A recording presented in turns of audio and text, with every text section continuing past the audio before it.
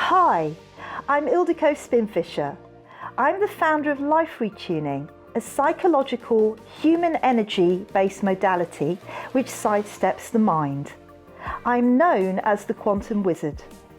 I work with heart-centered entrepreneurs globally to unlock their greatest potential and upgrade their success. I run workshops and courses teaching about energy wisdom. I feel blessed to have the opportunity to share with you on the Be Woke podcast show, and I want to thank you for being here with us today. Hi everyone, my name is Julie Salant and I am an animal communicator and transformational intuitive coach. My gift is that I am able to see negative energies that are blocking you and remove them with light language and bring in positive energy to bring you back into alignment. I'm also an animal communicator, and I really love talking with Ildiko because she brings the science to what our discussions are, and I'm the intuitive part.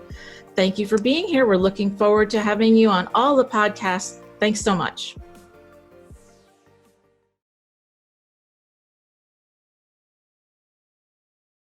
You do have choices.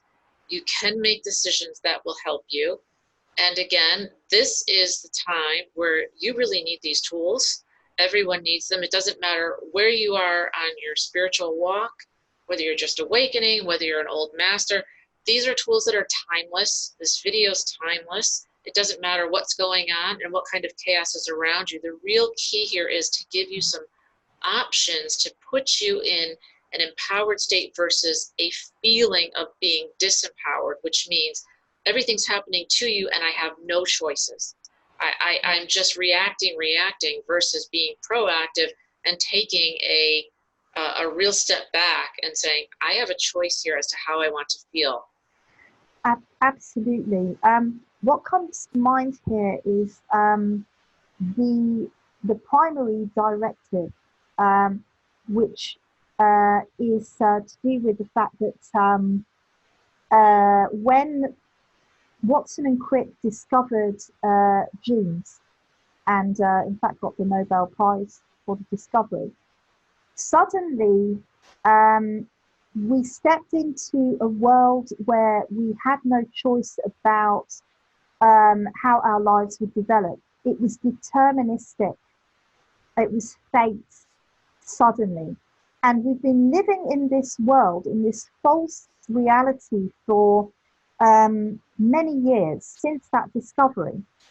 In fact, the library that catalogues all the genes, our genes, not the ones you wear, the ones in your DNA, just to clarify, is that they expected to have a huge amount of genes that they were going to discover, things like, you know, how you get brown eyes or blue eyes, or you know, your height, or these kind of things, but also what kind of illnesses you're likely to actually suffer from.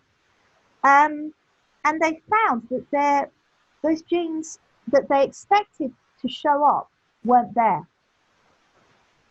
So this is a big question mark of, well, hang on a minute. So are genes really the most important thing that's a determining factor for how we live our lives?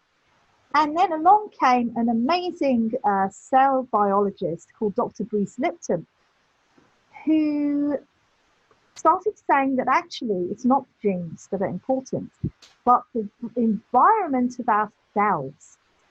Whether a gene is actually expressed, which means that it becomes activated, or it remains dormant, depends on the environment that our cells exist in. And what is the environment that our cells exist in? Consciousness. So if our cells exist in the environment of consciousness, and we have the choice as to how we experience consciousness, then we have the choice of how our cells also respond and live. So Dr. Bruce Lipton calls this the new science of epigenetics.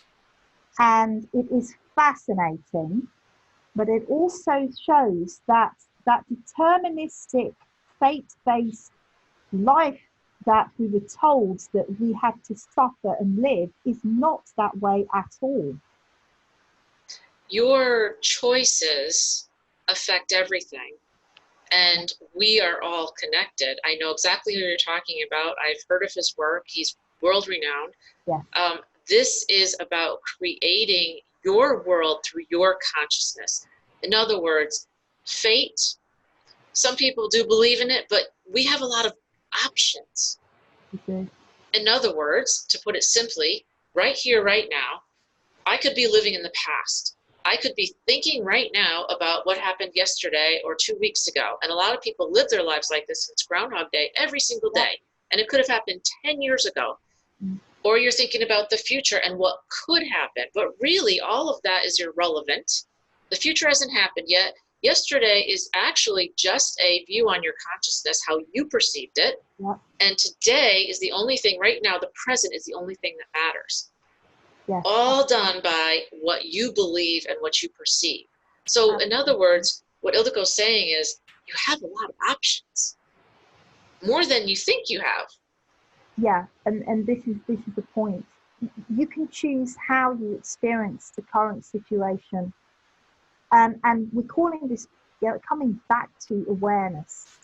It's very important to understand how you bring yourself back to the awareness of your own life and the now moment. As Julie said, the past and the present are illusions. The past you view through your lenses, which are based on the beliefs that you hold. The future has not happened and is just your mind trying to get some sort of control over your life, which it cannot do because the future is not written. But you write the future in the current moment.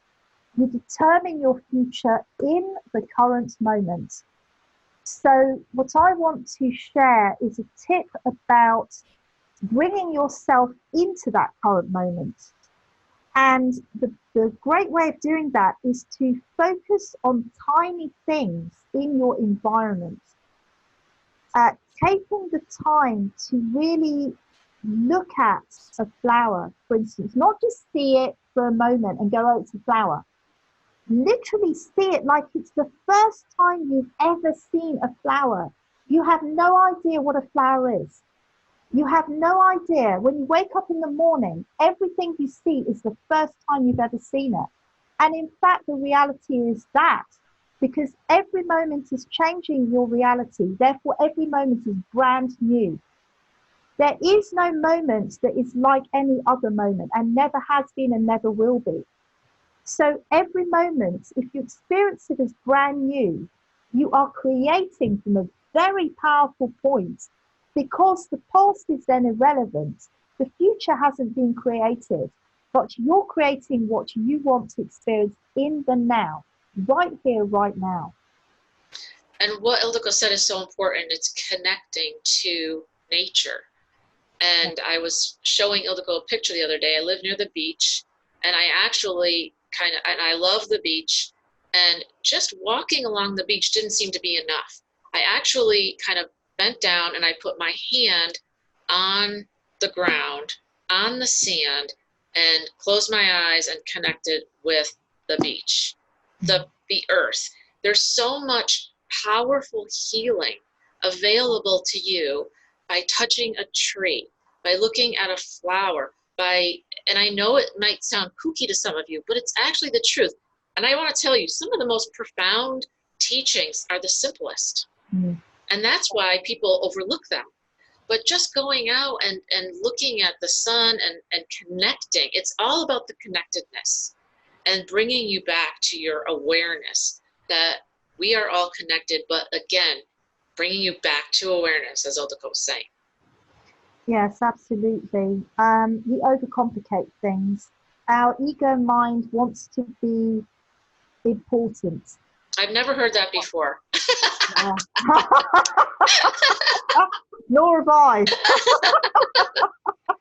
It's the brain that gets us in trouble every time. The brain, it's unbelievable. It's like an unruly 3-year-old child that needs slapping every time. It's a pain in the butt every time. It is not a pain in the butt, a pain in the head. Even though it's so non-PC to slap a child, when it comes to your brain, you can. That's different. That's different. Oh boy. So yeah, the simplest things bring us the most joy. Overcomplication, complication brings in more options, and more options just bring more confusion and more fear, and just brings too much stuff. So yeah, the simpler the better. But also another great thing is earthing. Go and kick off your shoes. Go and walk in nature. Feel the ground under your feet. Try and visualize what that looks like. Feel almost as if your feet are a pair of eyes. So you focus entirely on your environment, and keep in mind that the earth that you walk on is millions of years old. Millions of years old. So it's quite a thought when you really sit, or you're walking and you just experience that. Wow, my environment is a million years or millions of years old. I'm the newest thing in this environment. Absolutely. Absolutely. Right? And connecting with that, there's power in the earth. There's power all through the earth.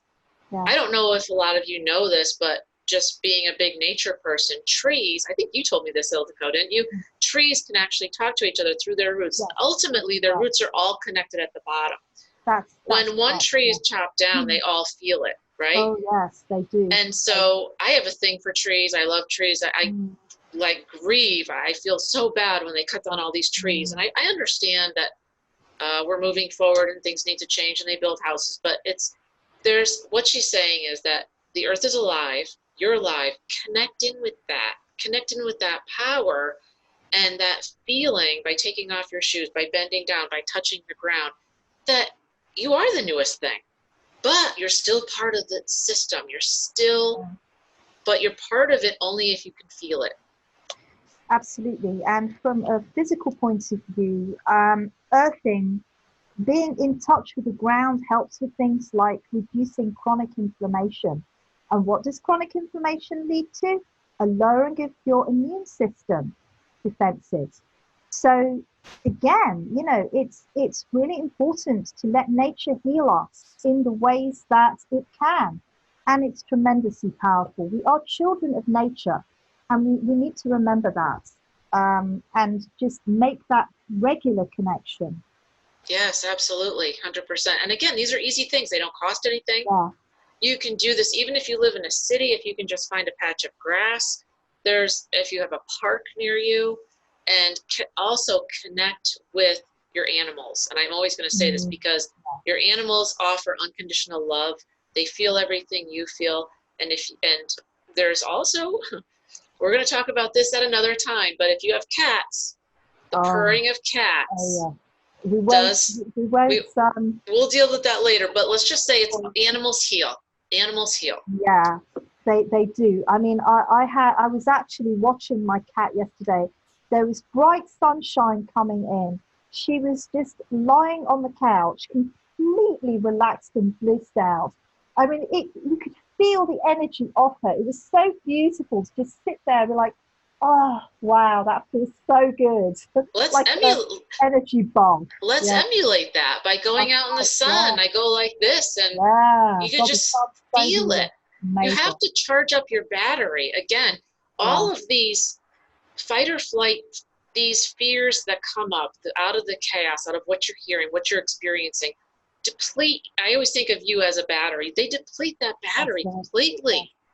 And that's not what you want. You want to be the opposite. You want your battery to be full because you want to be as your immune system as high as it could possibly be, as strong as it could possibly be. So these simple tips will help ramp that up versus depleting you.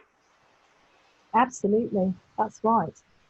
So we wanted to talk about the fact, just coming back to the fact that you have choices, but how do you access your choices in a fast, powerful, effective way? So in a previous episode, we were talking about my reminding exercise and the fact that, and please do go back and listen to that episode, where I discovered that I could have a direct conversation with my mind and create a powerful change. So we talked about mental power commands. And what I want to do today is I want to share some specific mental power commands that you can say to yourself every day, just to remind your mind, literally remind your mind, of how it needs to be experiencing life for you. So what we'll do, Julie, is we'll actually share with the listeners in the notes with the video and the audio, obviously, these 3 particular mental power commands, so that people can actually write it out for themselves. Yes, absolutely. And I just want to, before Ildiko goes through those, she has discovered these they are powerful. They speak right to your mind. Yes. And for someone like me, who has always had a lot of chatter in their mind, in other words, there's a lot going on up here at all times, right? A lot of us, especially those of you who are very empathic, very sensitive, you feel things very, very deeply, much more deeply than other people do. That's the way you were built, okay? And I'm that person. Ildiko feels things as well. But these power commands make a huge difference in how your mind will either shut off, shut on, or look for answers. And again, these sound very simple, but I can tell you from the couple that she's given me, they work very quickly and they work very well. So this is super exciting, guys. Super exciting. Thanks, Julie. Well, yes, they are very powerful, and they're a different way of addressing the mind chatter and also the negative mind state. So the first one that I want to give you is I give myself permission to accept positive outcomes. To accept positive outcomes. And the reason I've given you this one is because it's easy to believe that there is no other option than the one that somebody on the end of a news bulletin or an article is telling you is the reality. We have this tendency to, just because it's out there, to believe that it's actually true. I know we've had all the false news and everything, but our minds are still programmed to believe when somebody seems to be in authority that that's the truth and the only truth. So when they're telling you out there that there's a negative outcome to expect, if you tell your mind this power command, then it's going to search, as Julie says, for the solutions that are positive outcomes. And you don't need to attach yourself to how that happens, by the way. Allow your mind to do this in a natural and automatic way, which it will. Can I just interject one quick thing here? And here's a perfect example. Have you ever thought about, gee, maybe I need a new car? And you're driving down the road and you see an Alfa Romeo. And you're like, gee, that looks kind of nice. I've never really noticed them before, but and then all of a sudden you put the thought into your head and then you start seeing them everywhere. Yeah. And you had never seen them before. It's just because you put the command there to start looking and your brain starts saying, okay, I hear you. Let me go find every single one. So what she's saying is, I give myself permission to accept positive outcomes, your brain will start looking for positive outcomes to whatever is around you. So that's a perfect example. Absolutely. I love that. That's a great example, Julie. Thanks for that. Yeah, brilliant. So the next one is I give myself permission to choose joy over fear. Love that. This one is really important. The way I see it, and I'm not going to get religious here, but I do believe truly that heaven and hell exist here. We create it for ourselves in this lifetime, and we either choose to dwell in hell or exist in bliss and heaven. So everything stems from what you choose. If you choose to see and experience the world in a negative, destructive, suffering way, that's exactly what you get. If you choose to live in bliss, if you choose to react with joy and peace and love, that's exactly what you will attract. Like Henry Ford said, if you believe that you will succeed or fail, you are right. Yes. Exactly the same. Yes. So, choose joy over fear. If you command your mind to choose joy, the joy solution, the joy outcome, then it's going to override the fear.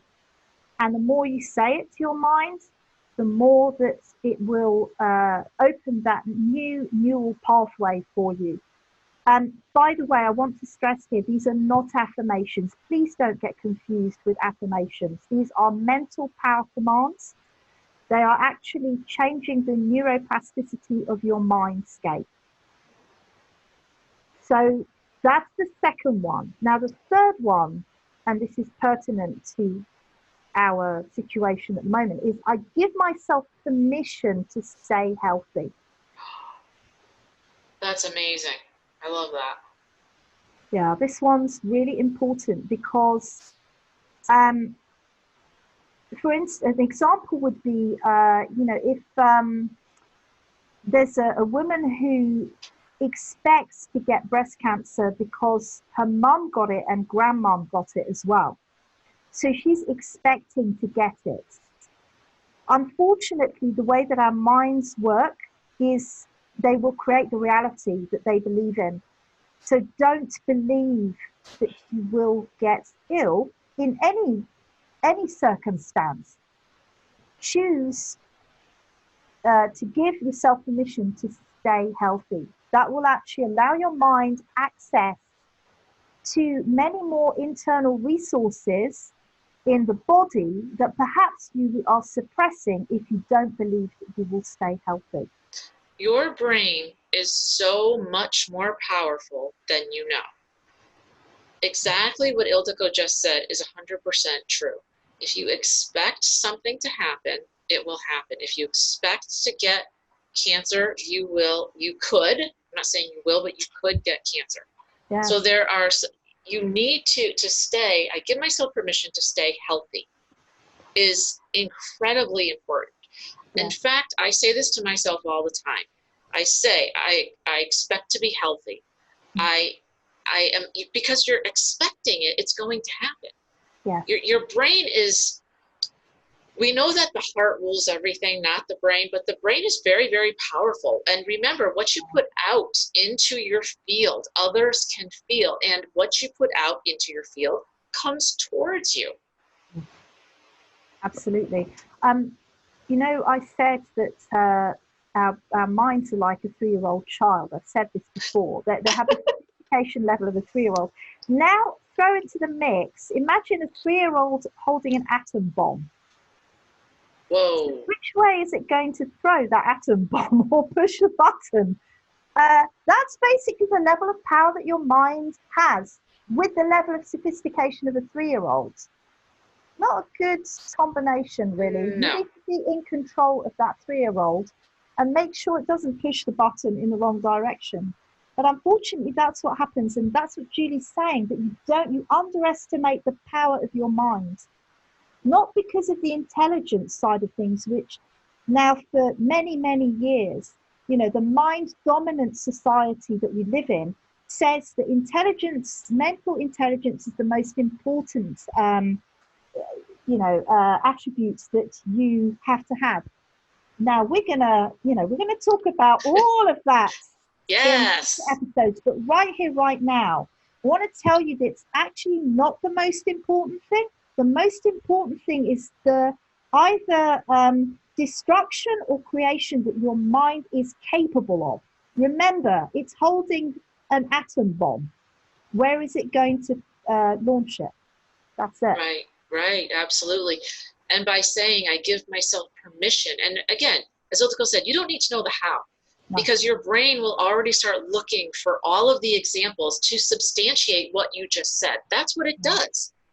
It will look for the positive, to accept positive outcomes, to choose joy over fear, to stay healthy.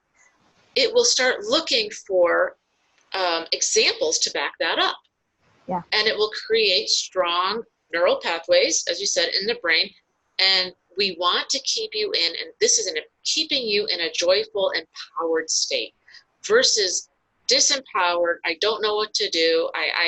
I'm stuck, and you're reacting. This gives you the chance to take that breath, to go through those breathing exercises, to give these mental commands to your brain to actually give you the backup to stay healthy, because the ultimate goal here is to be empowered and healthy. That's the ultimate goal. That's right. Yes, absolutely. So chaos. It's very, very important to just be aware of what's going on. What you choose matters.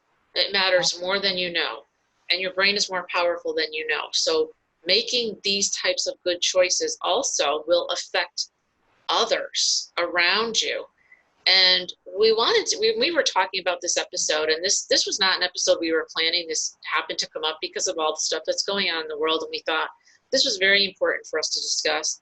I do believe it's going to be timeless no matter what, because these are all good tips no matter what's going on.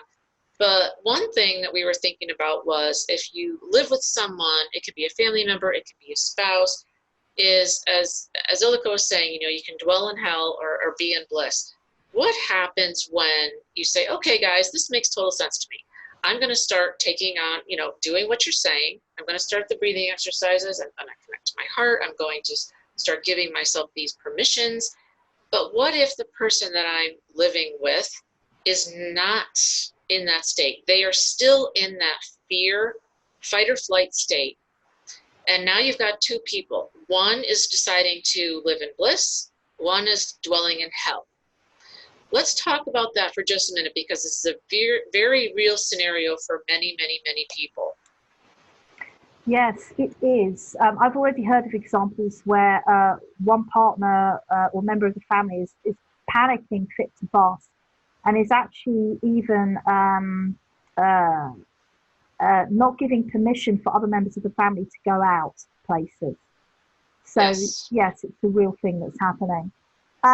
So, the first thing is that that person who is choosing fear, fear, is not going to be able to hear anything that is outside of those fear-based thoughts and ideas and reality, because they are in the fight-flight response. So, number one is to recognize and understand that they are kind of operating on half their power, if you like, and they are almost blind, deaf, and dumb to anything outside of the fear creation. So to have compassion for them, first of all, to have compassion for what they're going through, even if it's irritating to you, even if you don't understand why they're so panicked. Just have compassion, and I would suggest actually doing the 3-part breath exercise with them. Just tell them that it's something that you can do together. You can actually match your breathing, because when you match your breathing, it's even more powerful, because it's kind of like a pendulum. When you have several, those old-fashioned grandfather clocks that have the pendulums, and several of them would be put together, and the pendulums would be going at a different time, eventually they all harmonize, and the pendulums go at the same time.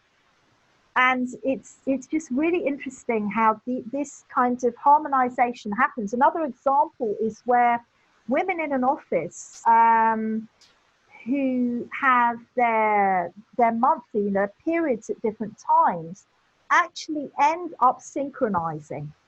It's been observed time and time again. So when you're with your loved one and you are able to do the breathing exercise together, then it makes it even more powerful. So I would definitely share the breathing exercise so that they can get out of fight-flight response. And apart from that, you can be the example. You can set the example of what a different choice is, even if they don't understand why you're not panicking and why you're not, you know, going into the fear-based response. They'll actually be able to see that there is a different way of being. Now, it's entirely up to them whether they decide to pay attention and say, wow, actually, maybe, you know, maybe it's not so much of a Armageddon situation, but it is, you know, something that I can be a bit more peaceful about, a bit calmer about. But it's tough when you've got somebody who's just in a very different place to you and experiencing it very differently. Yeah, just you know, that's what I would suggest as a first level of how you can deal with that situation. I think that's great, and leading by example is important because a lot of times that person, as Ildiko said, is not going to hear you in that particular state, right? So they're not hearing anything except for what they're concentrating on, which is bringing them to that fear state. But another great example would be maybe try to take them by the hand and go into nature together, right? We'll go to the beach together, walk the beach together, look at things for the first time together. Those are things that can bring their level of fear down a little bit to where they're starting to hear and empower them a little bit more. That's another option. So I think that these are important, and ultimately you can't force anyone to change their state, but I do think by leading by example is a perfect way, because a lot of times then they might start to look around and say, gee, you know, I'm all crazy over here and you're kind of sitting over there and you're okay. So I kind of want some of that. Nobody really wants to be in a fear state. It's not fun. It feels like the sky's falling and nobody wants that. So these are just ways to empower yourself. But I thought it was important that we discuss that because that's a very real scenario for many, many, many people. And there is a lot of lack, scarcity, chaos, fear, Armageddon, threat-based stuff going on out there. But you have choices.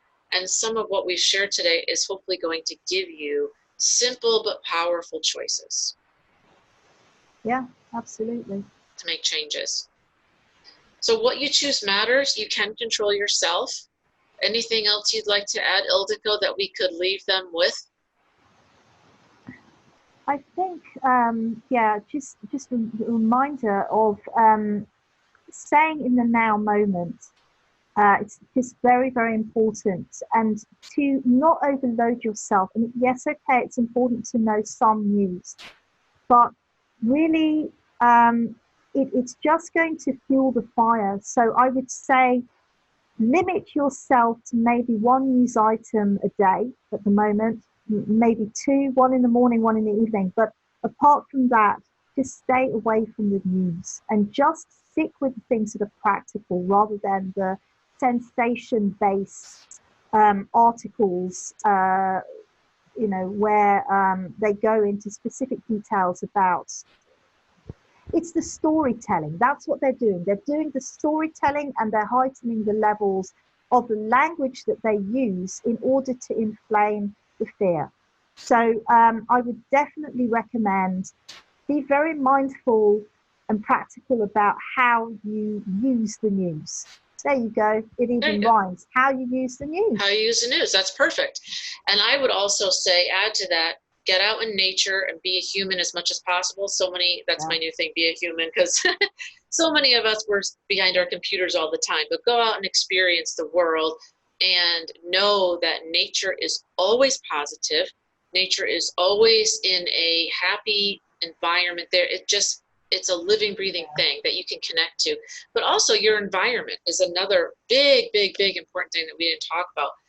In my office, I have seashells and I have the Himalayan salts everywhere that lights up, and candles, things that calm you down and make you happy and reduce your stress, pictures, whatever that is. Seek to nourish your environment, bring in some plants, make it happy. That makes a big difference, because if you're looking at this every single day, if you're turning off the news, as Ildiko said, maybe just watch it for a few minutes at the end of the night or whatever it is. Don't worry about your phone. Try to disconnect a little bit, but keep your environment positive. Light a candle, have something out that really makes you happy and makes you smile, a favorite picture. As again, it sounds simple, but it really does change your state. And that's what we're trying to do, is get you back to a happy state that's empowered. Yeah, it's the environment, as Julie says, is very important. It needs to be nourishing and nurturing and a soft place to land. And one of the things I would just touch on is the colors in your environment. Choose the colors that really speak to you or make you feel good, and just make sure that you've got those colors around you in your environment. Yes, absolutely. Absolutely. So we hope that this has helped you. We really wanted to serve you and empower you. You can check out all of our podcasts, but this one specifically is going to hopefully bring you back to awareness. We've given you some power commands for your mind. We've given you the breath work, and our whole goal is to make sure that you are empowered in the state of chaos that's going on in the world. And again, this is positive tools for a world in health chaos. And we really hope that this has helped you. I know it helps me on a personal level. Go out, connect to nature, and lead by example, and know that you have a choice. You have a choice to be in an empowered state, no matter what's going on around you. Yes, absolutely. And it will help others as well. There will be a knock-on effect. Be a guardian of consciousness, set an example of how things can be, and stay empowered and stay safe. Great. Thank you, everyone. So this is Julie Salant, Ildiko Spinfisher. Thank you for being here, Ildiko. And remember to like and share this with everyone. We want to serve as many people as we can and help you get back to an empowered, happy life. Yes, we do. Take care out there, everybody. We would like to take your hand and step into this year in a different, empowered way that no one is discussing. We invite you to come with us on this journey to show you a different way of being, to get to the deep truth of things, instead of having another year of ups and downs with the same patterns. In essence, we are going to help set you up for success. We have a SMART two-part experience just for the listeners. And the SMART experience is an acronym for: the S is for simplicity, the M is for motivation, the A is for action, the R is for reconnection, and the T is for transformation. And we are offering an expansive experience, first with Ildiko, who will remove blockages with energy, and then Julie, who will introduce the light language to infuse you with light, clarity, and positive purpose. So this is a large transformation in not only how you'll feel energetically, but also how you will experience and view the world and opportunities that are open to you. And this will be a session with each of us individually. If you'd like more information, please click the link, and don't forget to like, subscribe, and share the podcast.